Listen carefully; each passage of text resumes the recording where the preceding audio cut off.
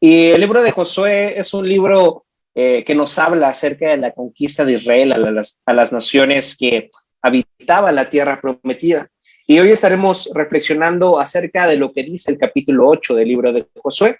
El título del mensaje, el título de la reflexión del día de hoy es Una pausa necesaria.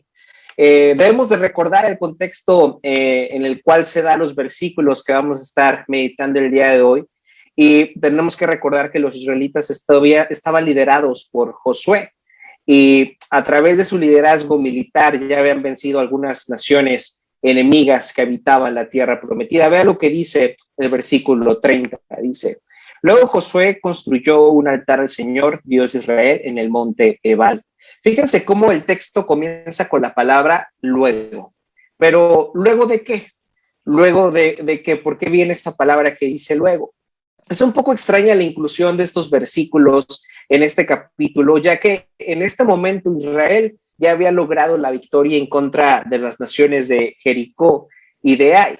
Estas dos naciones eran dos grandes naciones que habitaban la tierra prometida, y después grandes victorias. Cualquiera pensaría que lo que sigue son más batallas, que lo que sigue son más victorias para seguir conquistando y poder tener el control total de la tierra prometida. Sin embargo, las cosas no son así. El pueblo de Israel detiene su campaña de conquista para tomarse una pausa necesaria, donde necesitaban recordar gracias a quién habían logrado estas victorias y quién les ayudaría a ganar las siguientes batallas, quién les ayudaría a conseguir las siguientes victorias para conquistar la tierra prometida por completo.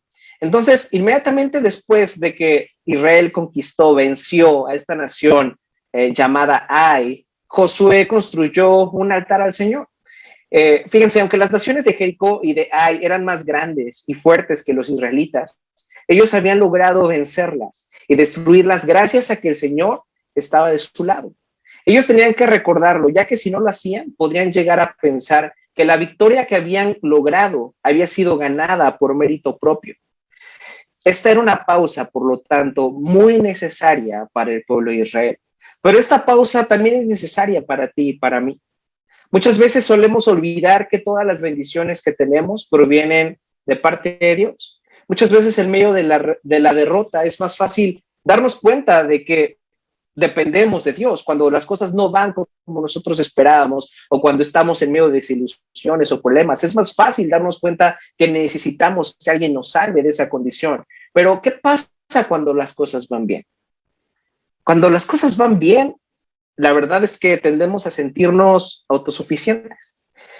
Al igual que con el pueblo de Israel, Dios nos pide detener nuestras actividades un momento para volver a centrarnos en Cristo. En medio de nuestros días de trabajo, de nuestros días laborales tan cargados, en medio de nuestros días en el transporte público, en medio de nuestros problemas, incluso en nuestros días de descanso, nuestros días de vacaciones, debemos recordar que la mayor victoria a la que podemos aspirar está en su salvación realizada a favor de nosotros por medio de Cristo.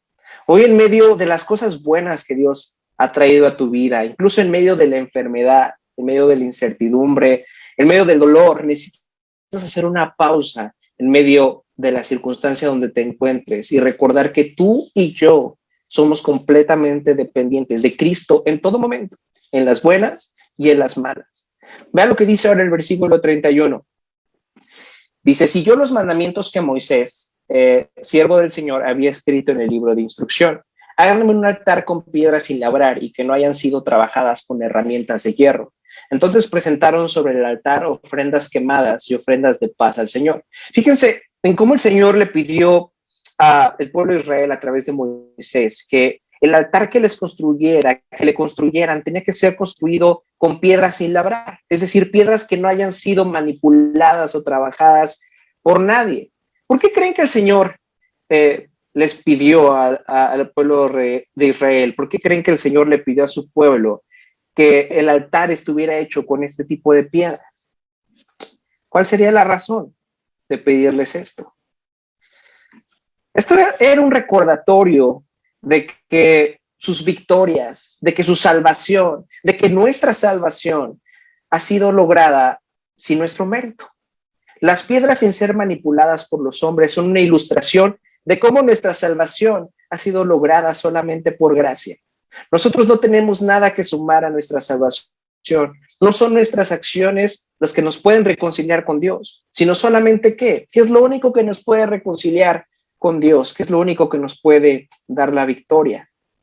La respuesta es la obra de Cristo.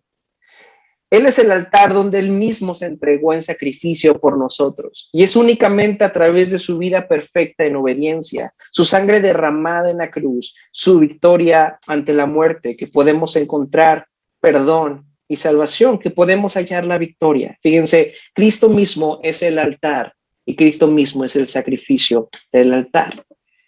El pueblo de Israel halló victoria gracias a que el Señor estaba de su parte. Tú y yo solamente podemos hallar victoria si Cristo está de nuestra parte, y lo está. Su sangre derramada en la cruz por ti y por mí es una demostración clara de que Cristo está a nuestro favor, está de nuestro lado. Ahora vea lo que dice el versículo 32. Y mientras los israelitas observaban, Josué copió en las piedras del altar las instrucciones que Moisés les había dado. Después todo Israel, tanto los extranjeros como los israelitas de nacimiento, junto con sus ancianos, jefes y jueces, fue dividido en dos grupos. Un grupo se paró frente al monte Gerizim y el otro delante del monte Ebal.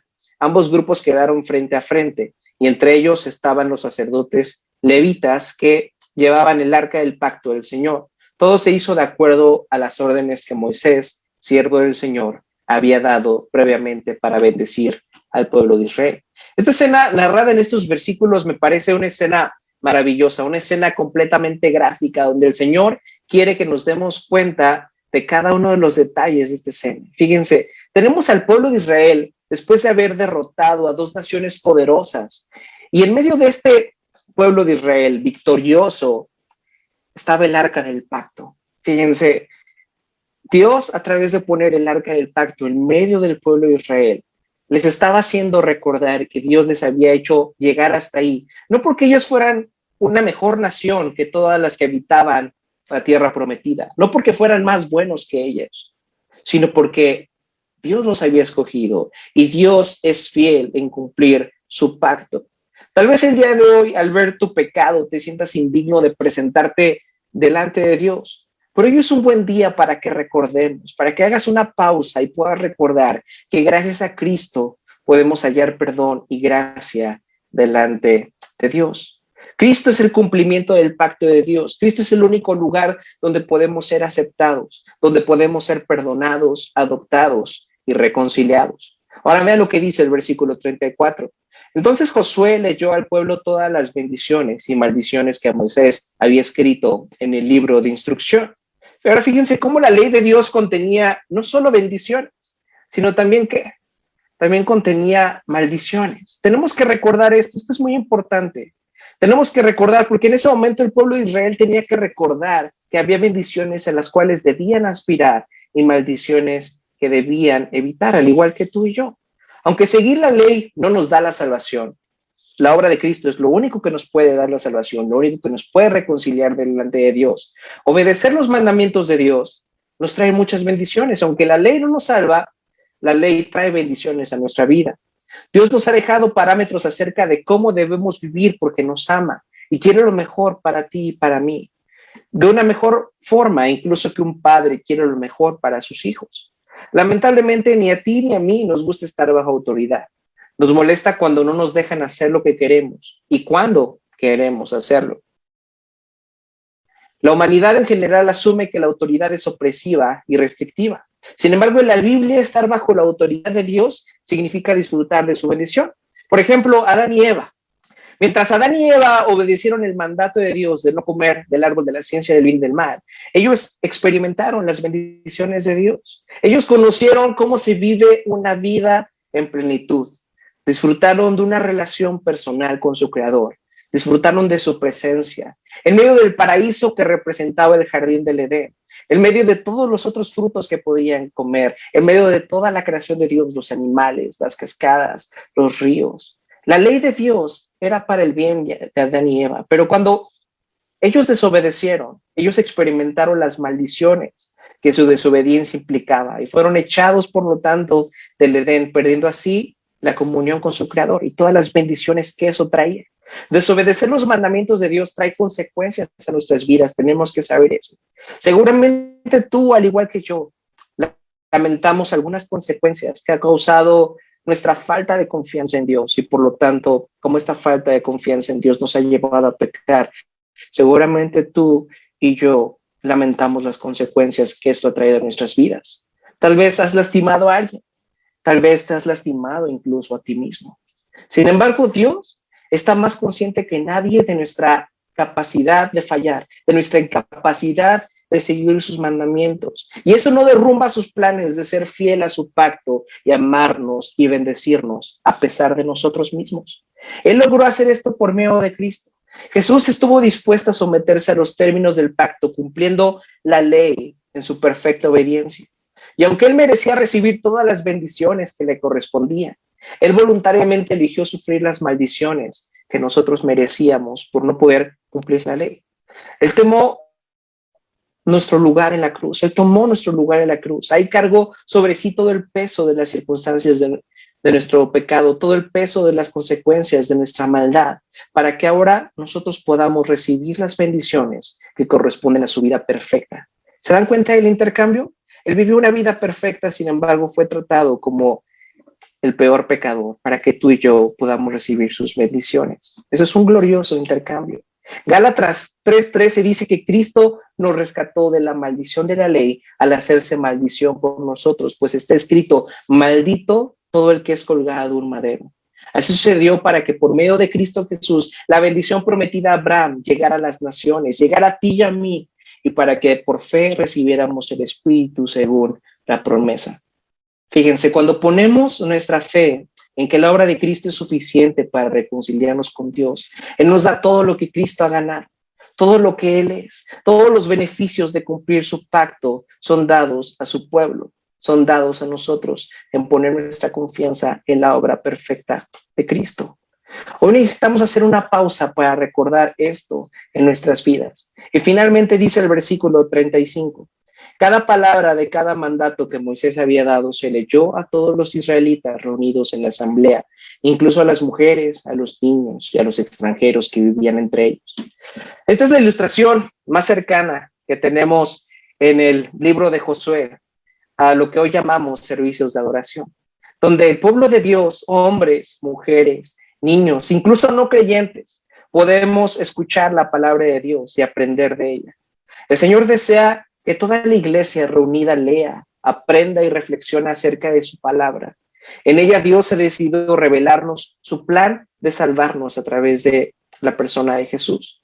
Esas son las buenas noticias que predicamos. Esas son las buenas noticias que enseñamos, cómo Dios nos ha salvado a través de la vida perfecta en obediencia de Jesús, a través de sus bendiciones. Hoy tenemos la posibilidad de acercarnos a Dios en oración para pedirle que todos los días, en medio de las diferentes circunstancias en las que nos encontramos, sean buenas o sean malas, podamos hacer una pausa necesaria y recordar las buenas noticias del Evangelio y el amor con el que hemos sido tratados. Es solamente este amor, son solamente estas buenas noticias lo que realmente podrá transformar nuestros corazones para que sean animados al amor y a las buenas obras. Hoy es un buen día para orar, que todos los días podamos recordar este amor tan perfecto que el Señor nos ha dado a través de la persona de Jesús.